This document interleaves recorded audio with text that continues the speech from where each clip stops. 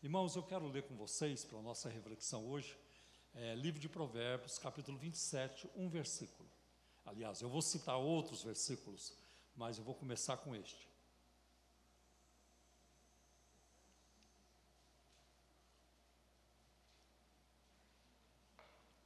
Provérbios, capítulo 27, versículo 8. Qual ave que vagueia longe do seu ninho, tal é o homem, tal a pessoa que anda vagueando longe do seu lugar.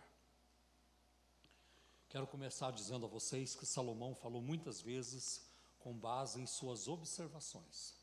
Ele era observador. Ele observou a vinha do preguiçoso, a chácara do preguiçoso. Em Provérbios 24, versículo de 30 a 32, ele diz: eu ia passando pela vinha do preguiçoso e vi que a sua parede de pedra estava derrubada e ela estava cheia de espinhos. O que eu olhei e considerei e aprendi. Ele aprendeu ali alguma coisa. Então, um homem do calibre de Salomão, com aquela profundidade, aquele conhecimento, o homem mais sábio da história de Israel, ele diz que passou pela vinha do preguiçoso, pela chácara do preguiçoso e aprendeu. Se Salomão aprendeu, nós precisamos estar abertos também para aprender, não é isso? Isso é muito importante. Ele mandou também em Provérbios capítulo 6, versículo de 6 a 8, o preguiçoso aprender com a formiga. Vai ter com a formiga o preguiçoso, vê como ela trabalha, né? Então ele foi um grande observador também do comportamento humano, mas ele falou também inspirado pelo Espírito Santo. Então, porções do livro de Provérbios foram escritas por eles, como também Eclesiastes foi escrito por Salomão, e são livros inspirados da Bíblia, como também o livro de Cantares, atribuído também a Salomão e outros autores. O texto que eu li aqui com vocês, de Provérbios 27, versículo 28, fala de inconstância, pássaro que vagueia, de falta de firmeza, fala de vaguear e de mudanças contínuas, de um caráter inconstante. Tal comportamento ou estilo de vida expõe a pessoa a perigos e tentações constantes. Sua vida tornar-se-á infrutífera e sem significado quando uma pessoa só vive vagueando. E tem pessoas, por exemplo, que vivem vagueando e trocando o tempo todo as coisas na sua vida. Tem aqueles que trocam de país o tempo todo. Vou morar em Portugal. Fica lá 3 anos. Aqui não estou gostando, eu vou para os Estados Unidos. Vai para os Estados Unidos. Não, eu vou voltar para o Brasil. Não tem paz. Pessoas que vivem mudando de estado, mudando de cidade, mudando de casa. Não gostei dessa casa, vou para uma outra. Essa aqui também não gosto, é sobrado, eu quero uma casa térrea. Aí não há o que chegue e essa pessoa está vagueando, como pássaro que vagueia. Tem aqueles que trocam de namorado o tempo todo, trocam de emprego, trocam de amigos, trocam de banco, fica com raiva do Bradesco, vai para o Itaú, aí fica com raiva do Itaú, vai para o Santander, fica com raiva do Santander, vai para a Caixa Econômica, não para. Então trocam o tempo todo. Pior ainda quem vive trocando de cônjuge. Essa já está velha, quero uma mais nova. Essa já está feia. Eu não sinto mais amor. E vão trocando para aí afora, né? Tem aqueles também que trocam de carro o tempo todo, trocam de escola, trocam de profissão. Aqueles que trocam de partido. Eu agora sou do PT, eu agora sou do PL, eu agora sou do PSDB, MDB. Essa turma que eu não sei direito, graças a Deus. Então, vivem trocando de partido político, vivem trocando de candidato. Uma hora é o Maluf, outra hora era o Covas, né? Outra hora era o Ulisses Guimarães, e assim por diante. Nunca tem uma posição. Tem aqueles também que trocam de pastor o tempo todo. Não gostei desse pastor, eu não gosto da gravata, eu não gosto do jeito que ele fala, eu não gosto disso, daquilo, eu não gosto da família do pastor. E vai trocando. E o Brasil teve uma época que vivia trocando de moeda o tempo todo, né? Era cruzeiro, depois virou cruzeiro novo, depois virou cruzado, depois virou cruzado novo. Por enquanto está no real. O Brasil caiu na real, né? Que fique lá, né? Tem os que trocam de patrão, trocam de empregado, de companhias telefônicas. Agora estou na Vivo, estou com raiva da Vivo, eu vou para outra, vou para TIM, vou para Claro. Não param também. E tem aqueles que trocam de time, corintiano que passa a amar o Palmeiras, né? Flamenguista que passa a amar o Vasco, e vice-versa, né? E a turma sai por aí. E os times de futebol que trocam de técnico o tempo todo. Uma hora é o Tite, outra hora é o Mano Menezes, outra hora é o Muricy, e a turma não para. Essa turma vive como pássaro vagueando. E os crentes? E os crentes que vivem também vagueando? Troca de igreja. Esse é o trânsito religioso. A pessoa nunca para numa igreja. Uma hora está aqui, outra hora está ali. É o crente turista. Cada hora ele está no lugar. Eu vim conhecer, estou conhecendo, e nunca cria raízes, nunca se firma. Turista não ganha, não lucra. Turista só gasta. Ele só gasta, ele não ganha. Então é preciso firmar-se. Estão sempre procurando uma igreja perfeita, uma igreja que lhes agrade. E não vai achar, porque nunca vai existir uma igreja perfeita aqui na terra. Outros que trocam o seu próprio ministério. Eu agora quero trabalhar com criança. Não, agora eu vou trabalhar com adolescente. Não, agora eu quero trabalhar com... Agora eu quero trabalhar com missões. Agora eu quero trabalhar no som. Agora eu quero tocar instrumento.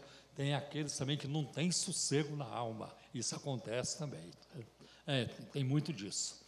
Tem aqueles que trocam de posição doutrinárias. Agora eu creio em batismo por imersão, agora é por aspersão. Agora nós vamos celebrar a ceia com vinho. Não, agora vai ser com suco de uva. E estão sempre trocando. E também trazendo novidades para dentro da igreja. Agora nós vamos pintar a igreja de preto. Agora nós vamos colocar a palavra church na frente da igreja. Igreja, church, igreja, igreja. Como é que pode um negócio desse? Esse church é igreja em inglês, né? Trocam de liturgia. Uma hora é culto de libertação, outra hora é culto dos empresários, outra hora é sessão do descarrego, e vai para aí afora, né? Não param de trocar. Outra hora é terapia do amor, outra hora é show da fé, corrente disso, corrente daquilo. Uma hora é voto, outra hora é propósito, outra hora é campanha.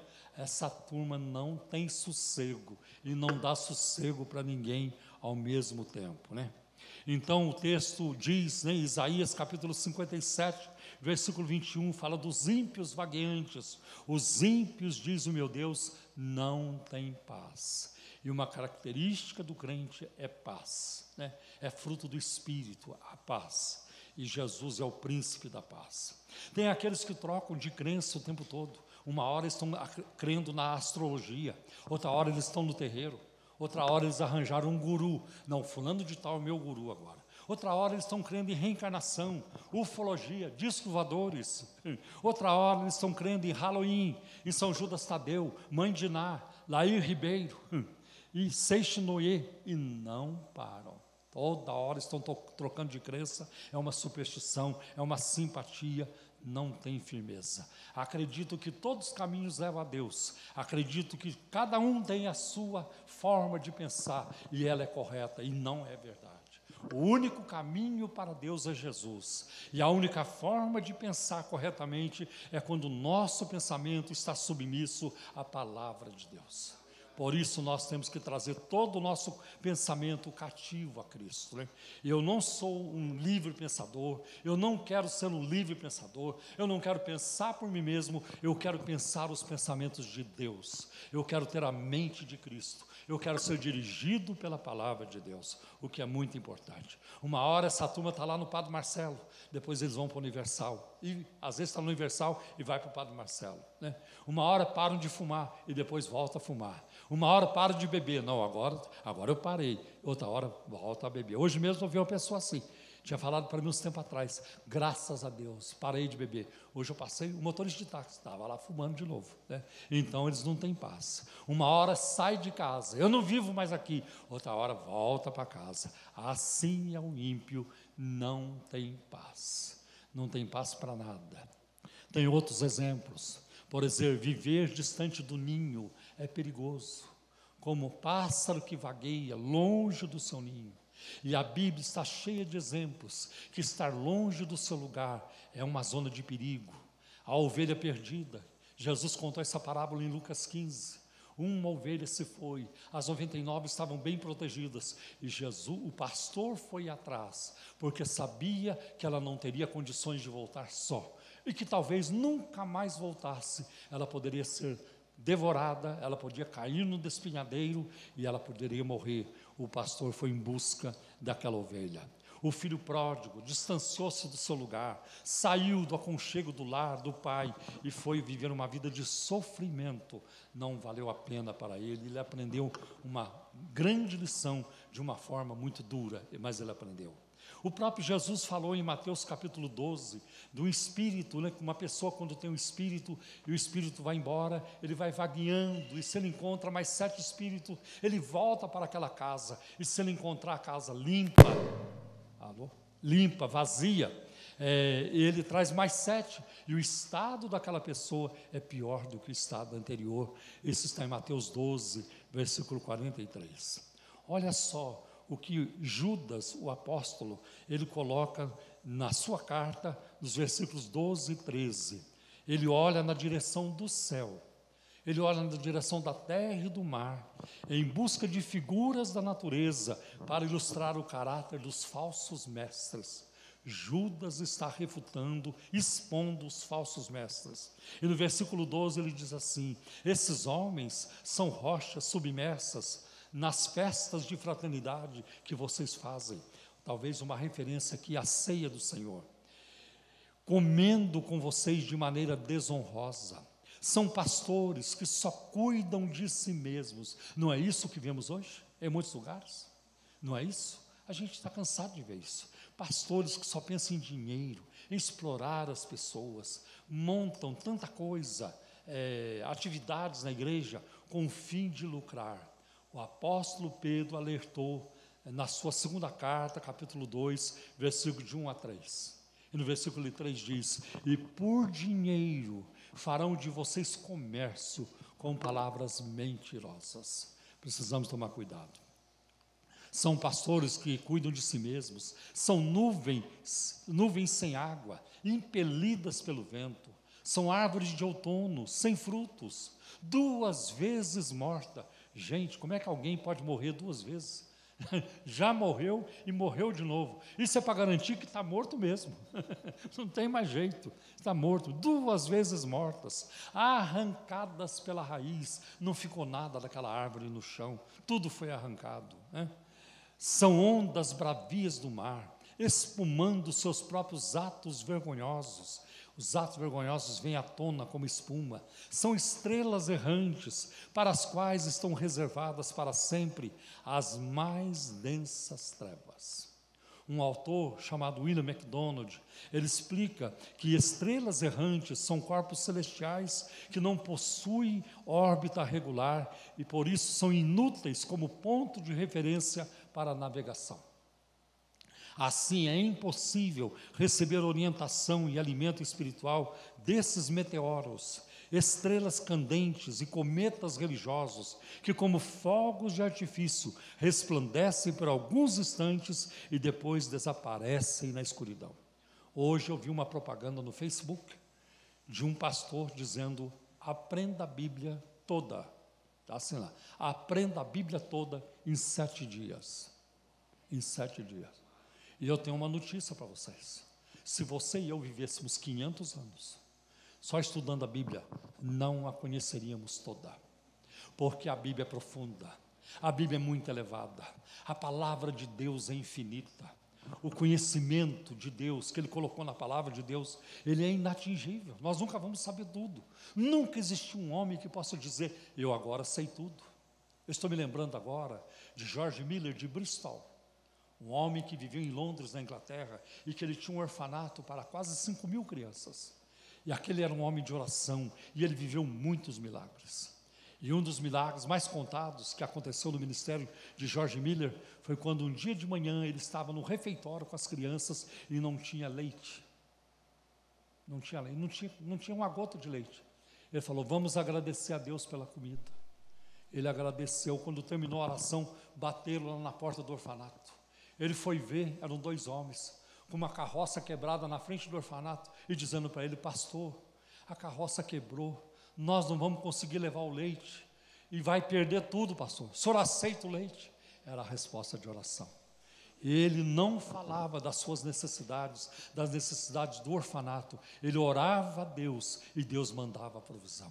Coisa bonita. Mas ele leu a Bíblia mais de 100 vezes. Ele leu a Bíblia mais de 100 vezes. Quando ele terminou, a 100ª vez, alguém perguntou para ele: e aí, irmão Jorge, agora o senhor sabe tudo? Sei um pouquinho, assim por cima, né? Mas eu posso te garantir uma coisa: estava mais deliciosa agora do que nas 99 vezes anteriores. Agora estava mais doce ainda, porque a Bíblia não cansa. A Bíblia, ela atrai, ela alimenta, ela alegra o coração, ela traz paz. Você está sempre descobrindo mais da palavra de Deus e mais de Deus, porque o propósito da palavra de Deus é nos dar a conhecer o Senhor, e a gente o conhece cada vez mais. Como isso é interessante, importante para a nossa vida. Qual é o lugar do pecador? Para o pecador parar de vaguear, de ter paz, de ter constância na sua vida. O lugar do pecador é ao pé da cruz. É lá o lugar do pecador. Por quê? O que lava o pecador? O que lava o pecador é o sangue de Jesus. E o que nos lava também. Apocalipse 1:5 diz: aquele que nos ama e em seu sangue nos lavou dos nossos pecados. Isso é muito bonito. Mas se o pecador tem que ter o seu lugar, e o lugar do crente? E o lugar do crente em Cristo? Da alma salva em Cristo? O lugar do cristão é aos pés de Jesus, como Maria, a irmã de Marta. O lugar do cristão, daquele que ama a Cristo, é encostado no seu peito, como João fez na última ceia. Ali em João capítulo 13, versículo 25, João encostou a sua cabeça no peito de Jesus. E eu vou perguntar para João, quando eu chegar no céu. Eu só queria saber uma coisa: você ouviu o coração dele bater? Certamente ele ouviu. E certamente o coração do mestre batia com mais força aquela noite, prevendo o que ele passaria, né? A pressão que ele estava vivendo, e ele sabia do que ele enfrentaria dali para frente, né? Eu acho muito interessante que o próprio Deus é o nosso lugar. Olha o que está escrito em Deuteronômio, capítulo 33, versículo 27. O Deus eterno te seja por habitação. Deus eterno. Temos que habitar em Deus, permanecer em Deus, isso é muito importante. O Salmo 90, porque Deuteronômio foi Moisés que escreveu. O Salmo 90 também. E Moisés começa o salmo assim: Senhor, tu tens sido a nossa morada de geração em geração. Moisés não diz: Senhor, tu tens sido o nosso hotel de geração em geração. Tu tens sido a nossa pousada. Não, tu tens sido a nossa morada. Nós viemos, Senhor, para habitar em Ti, para viver em Ti eternamente. E é isso que nós queremos: habitar com Cristo e habitar em Cristo para habitar com Cristo. Acho isso muito importante. No Salmo 116, versículo 7, o salmista diz para a própria alma: volta, minha alma, ao teu repouso, pois o Senhor te fez bem. O salmista sentiu que ele estava vagueando. Ele estava como um pássaro vagueando, estava longe do seu próprio lugar, do seu lugar adequado. Ele diz à sua alma: é tempo de voltar. Volta, volta, e você tem uma boa razão para voltar. O Senhor te fez muito bem. Eu nunca encontrei uma pessoa que deixou de servir a Deus e que saiu dizendo assim: eu deixei de servir a Deus porque Deus me tratou mal. Deus foi muito mal educado comigo. Deus foi cruel comigo. Você não tem ideia de como Deus me tratou mal. Eu levei um chute, um pontapé de Deus. Não existe. Por isso ele diz, Salmo 116, repetindo, versículo 7, volta minha alma ao teu repouso, pois o Senhor te fez bem. E o que ele encontra em Deus? Repouso, descanso. Em Cristo a nossa alma descansa. Quando você recebe uma má notícia, quando o diagnóstico do médico não foi favorável, quando alguma coisa deu errado aos nossos olhos, nós podemos descansar em Deus continuamente. Salmo 122, versículo 1, alegrei-me com os que me disseram, vamos à casa do Senhor, é o nosso lugar, é o nosso lugar. E ainda em Hebreus, no capítulo 10, versículo de 23 a 25, está escrito, apeguemo-nos com firmeza à esperança que professamos, pois aquele que prometeu é fiel. E consideremos uns aos outros, para nos incentivarmos ao amor e às boas obras. Não deixemos de reunirmos como igreja, segundo o costume de alguns, eu diria hoje, segundo o costume de muitos. Mas procuremos encorajar-nos uns aos outros, ainda mais quando vocês veem que se aproxima o dia. Que dia?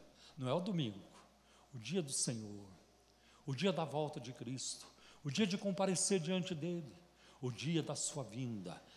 Esse dia se aproxima, então vamos levar com firmeza, com responsabilidade, com compromisso, nosso testemunho e nosso compromisso com Deus, que seja levado a sério. Isso é muito importante, né? Nós vivemos hoje numa sociedade cujos relacionamentos são muito frágeis, né? Tanto no casamento, como nas relações comerciais e outros tipos de relacionamento, são muito frágeis. Os laços são muito frágeis. E assim alguns crentes trouxeram isso para a sua vida espiritual. Nossos laços de relacionamento com Deus devem estar firmes, muito firmes. Eu vejo, por exemplo, quando Davi, no Salmo 51, ele pede perdão ao Senhor pelos terríveis pecados cometidos com Betseba e pelo assassinato do seu marido Urias. No versículo 10, ele roga: cria em mim, ó Deus, um coração puro, e renova dentro de mim um espírito estável, inabalável, um espírito firme, de dizer não para isso e não para aquilo. Eu não sei se vocês sabem, mas recentemente nós fizemos uma mudança no nosso estatuto. E nós acrescentamos um item na nossa declaração de fé, agora está lá como item a letra H. Cremos na formação da família,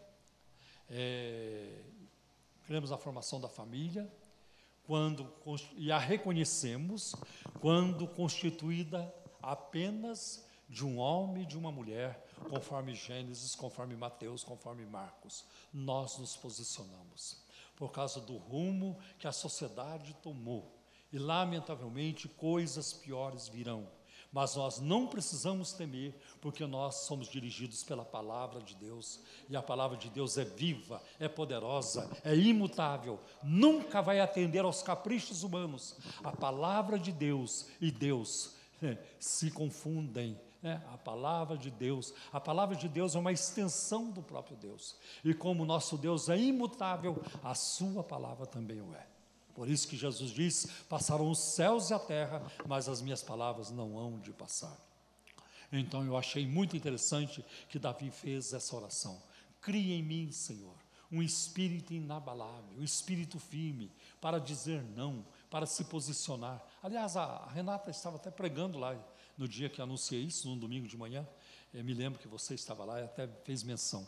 Então, que Deus nos ajude a permanecermos firmes. Nunca troque Jesus por nada. Nunca tente agradar o ser humano. Agrade a Deus.